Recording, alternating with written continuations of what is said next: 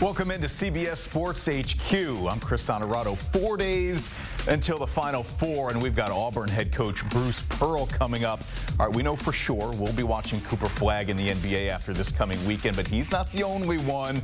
Let's kick it over to Jacqueline DiAugustino for a look at what players in the Final Four will go to the next level. Are there any Gators on this list? Come Jacqueline? on, what do you think, Chris? That's got to be, he's being sarcastic, by the way. But yes, to your point, of course, the Final Four is set. That is what we were talking about all week long. It is all chalk on the Riverwalk. We've said that a million times so far this week. All one seeds in Auburn, Duke, Florida, and Houston. And a national title has not been given out yet, but we're already looking at the players and what is next for them. And yes, there is a Gator. We'll get to it in just a moment, but we're going to talk about the top 5 NBA draft prospects that we do have that we can look forward to, that are still dancing, that are still out there. And for that, let's bring in Adam Finkelstein. Adam, so good to see you, my friend. I know you are a very busy guy, a lot going on this time of the year. We're going to go through the top 5 NBA draft prospects that are still in March here. I guess now it's April. We're starting with Johni Broome. He is in the National Player of the Year conversation, one of the best college basketball players, dealing with some injuries. We just saw it in that Elite 8 game versus Michigan State. How does that impact him and his skill set at the next level, if it does at all?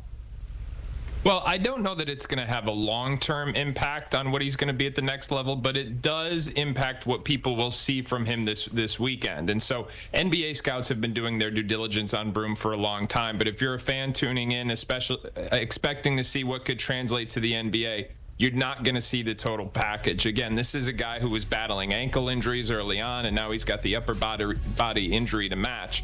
So basically, the combination is we're not sure if he's as mobile as he usually is, and for a guy who has prided himself on his physicality, it remains to be seen if he's going to be able to take the same level of contact. In the NBA, this is somewhat similar to what we were saying about Zach Edey last year, and that, like, hey, he's a great college player. In fact, he's one of the best, if not the best in the country, but we're not sure what type of pro he's going to be. Obviously, Edey proved the skeptics wrong. He ended up being a lottery pick. Broome's not going to do that, but he's got a chance to play his way into the first round because of his versatility. He's big, strong, he's physical, and he can also guard pick and roll in a couple of different ways. He's developed his shooting ability so he can space the floor, and he's become a really good passer as well. So he's got all the makings of a very solid backup center in the NBA. Yeah, and Bruce Pearl a little bit later in the show telling us about the status, the health with the elbow, and all of that. So that is coming up. Adam, I was told this is not a mock draft for the NBA segment, right? However, I am an Orlando Magic fan. I happened to see a mock draft, I believe it was yours, that had also Walter Clayton slated to go to the said Orlando Magic, who we know we need someone who can shoot the 3. I know this is not an NBA mock segment, but that gets me a little bit excited, Adam, and I'm saying, hey, that makes sense. I could see it. I should have thought of you for that one, right? The Florida Gator going to the Orlando Magic, that would just be perfect for you. Truth be told, I think Walter Clayton is a better NBA prospect than most people are acknowledging. Now, maybe after those Elite 8 heroics, which weren't all that different from the heroics we saw in just the second round against UConn, he's going to get more and more buzz. One of the things we've consistently seen in the NBA draft process over the years is that shooting is sometimes undervalued going into the draft. And then when you look at who ends up making it, it's like, oh, why didn't we take the shooters higher?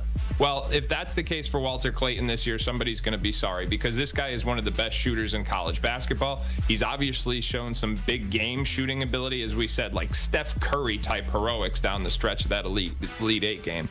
And the other thing that's really relevant is within the course of the last year is he's become more of a lead guard. So he's no longer this undersized 2 guard where we're saying he doesn't have a position in the NBA. Todd Golden's put the ball in his hands and he's delivered. He's proved to be reliable in that position. And so that makes his fit at the NBA level much more easy to project, in my opinion. I think he's a first-round talent. Most people don't have a mock there yet, but I expect that'll start to change in the coming months. Yeah, and to your point, the Steph Curry comparisons were coming in. I don't know if it's because he was in San Francisco making those shots for the Sweet 16 and the Elite 8, but it was hard to not draw those comparisons, right? All right, so we've talked Auburn, we've talked Florida, and now we got to talk about Duke all the way for the top 3. Now we're looking at Kaman Malawach, who comes in at number 3 on your list. What makes him a top prospect for you, Adam? So let's start with 7'2" with a 7 span. And if you were to look at recent NBA drafts, the thing that is hit most consistently is this prototype, a rim running, lob threat shot blocker. Think about Derek Lively, Yves Missy, guys like that. So Malawach fits that role. But in addition to that, we've seen extreme growth over the course of this last year. Let's just look at that Elite Eight game.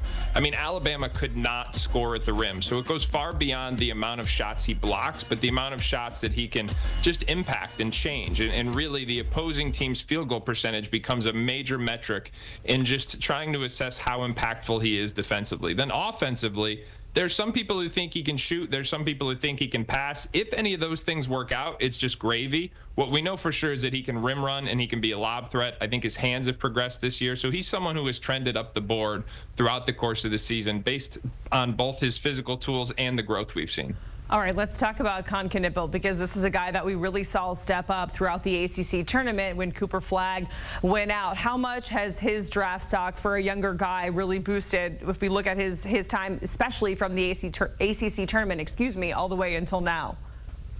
Well, I'm a little disappointed because a month ago he was the player that I was saying I'm higher on than everybody else, and now everybody's high on him. So I'm under the contrarian. But I think what you have with Con is someone who's just got a really versatile skill set and can plug a lot of holes. I mean, let's start with the fact that he's a really good shooter and he's got a very high basketball IQ. So he's going to be able to step right into offensive structure in a variety of different roles. But then he's proven to be a playmaker too. I mean, he can operate from different spots on the floor. He can initiate offense. He's a very good passer, and he can throw some high-level dimes as well. The biggest questions about him coming into the season were with regard to his defense. But Duke has been a top 5 defense all season long, and he's played a key role in that. He's not the quickest guy in the world by his own admission. He's not going to win any dunk contests. But what he is someone who can switch onto bigger players and be physical. And again, I think so much of it comes back to his skill set and just his really high basketball IQ that is more impactful on the defensive end than I think sometimes people give him credit for.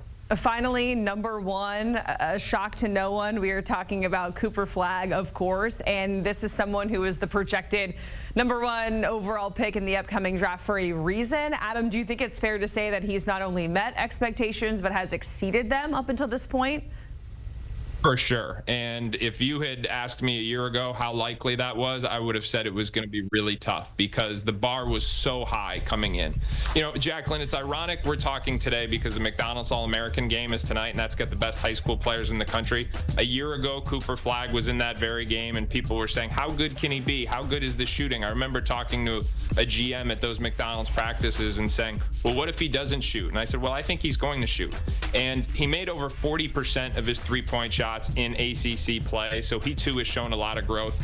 And this is surprising because as dominant as Cooper Flagg was in high school, one of the biggest questions in addition to his shooting was how good of a playmaker he was. And that's the other area we've seen extreme growth this season. So there's a lot more optimism now that he can evolve into a primary playmaker at the next level. And he's just been fantastic. The versatility, the killer instinct, the passing, the rebounding, the shot blocking, that's what we knew was there. The playmaking and the shooting have been even better than advertised, and that's why we're talking about him as having an all-time great freshman season right now. So, Adam, our colleague Mike O'Donnell, a little birdie, told me that he has said that if Cooper Flagg wins one more game, then he is better than Carmelo Anthony. Is that a bold statement, or do you tend to lean towards agreement with MOD? It's a little bold for my liking because I'm just the belief you got to win the whole thing. Like if you want to be in the GOAT conversation, you need to win the championship at the end of it. Now, if he gets 2 wins this week and he comes away with the championship, he is certainly in that. And I'll leave you with this, Jacqueline. He would join just 2 other players if he were to win a Player of the Year in college basketball and then go on to be the first pick in the draft. Those players are Zion Williams and Anthony Davis. The only player to do both of those and win a national championship is Anthony Davis. So you could certainly make the case that he would leapfrog Carmelo if he can pull all that off. Yeah, if you're in the same conversation as AD in terms of college and beyond, that's a good spot to be. Adam, we certainly appreciate it. Talking about all of the top NBA draft prospects that we still have when it comes to the Final Four that are still dancing. Of course, we talked about Cooper Flagg being the projected number 1 overall pick in the upcoming NBA draft, and you're getting a look at the odds of who is going to draft him. Kind of a three-way tie at 5-1 with the Wizards, the Jazz, Jazz and the Hornets. It goes all the way down to the Spurs. I don't know. I can't really imagine like Wemby, Stephon Castle, Cooper Flagg. That's pretty exciting. But make sure you download the March Madness Live app. If you haven't done so already, you can watch the Final Four every single game live on your favorite devices.